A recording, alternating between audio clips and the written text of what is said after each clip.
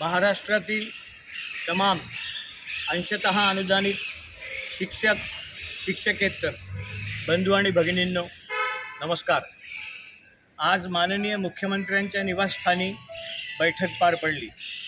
माझ्यासोबत जे उपस्थित आहे हे सर्व शिक्षक, विशेषतः पुंडलिकराव रहाटे काका हे स्वतः त्या बैठकीला उपस्थित होते।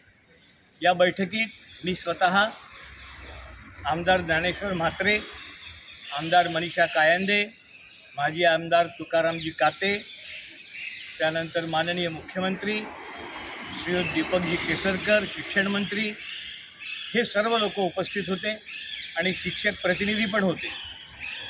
या बैठकीत 4 मुद्दे महत्त्वाचे मांडले। एक, टप्पा देता आहात तर प्रचलित द्या।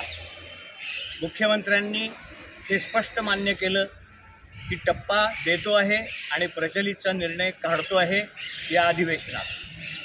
केसरकर साहेबांनी असं सांगितलं की आज मला बोलता येत नाही कारण आचारसंहिता आहे, पण तरतूद टप्प्याची जी करायची आहे ती आम्ही वित्त विभागाकडे पाठवली आहे, काही दिवसाची वाट पहा। त्यानंतर दुसरा मुद्दा मी सांगितलं की 1 नोव्हेंबर 5 पूर्वीच्या लोकांना जुनी पेन्शन योजना दिली पाहिजे। त्यावरही ते बोलले की हो देणारच आहे, या संदर्भात अधिवेशन काळात कार्यवाही करू। तिसरा मुद्दा, पुणे स्तरावरील शाळा तात्काळ निकाली काढा, तेही त्यांनी मान्य केलं। आणि चौथा मुद्दा, पटसंख्या 23-24। वास्तविक पाहता चर्चेत हा पहिलाच मुद्दा होता, परंतु तो अद्यापही मान्य झालेला नाही, त्याच्यावर अद्यापही कोणता निर्णय झाला नाही। परंतु माननीय मुख्यमंत्र्यांनी सांगितलं की उद्या मला एक नोट द्या, मी उद्या पुन्हा त्यांना एक नोट तयार करून 5 मिनटं त्यांच्यासमोर भेटणार आहे।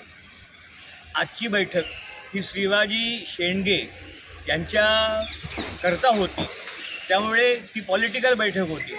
त्यामुळे हे जे काही मी सांगतो आहे हे निर्णय तिथं तात्काळ झाले नाही, ते भविष्यात होतील। शिक्षणाचे अधिकारी कोणी त्या ठिकाणी उपस्थित नव्हते कारण आचारसंहिता आहे, त्यामुळे फक्त आचारसंहिता संपण्याची वाट पहा। या सगळ्या मुद्द्यांच्या मागे मी आणि ही सगळी टीम ताकदीने लागलो आहे। हे सर्व मुद्दे सोडवण्यासाठी आम्ही कटिबद्ध आहोत।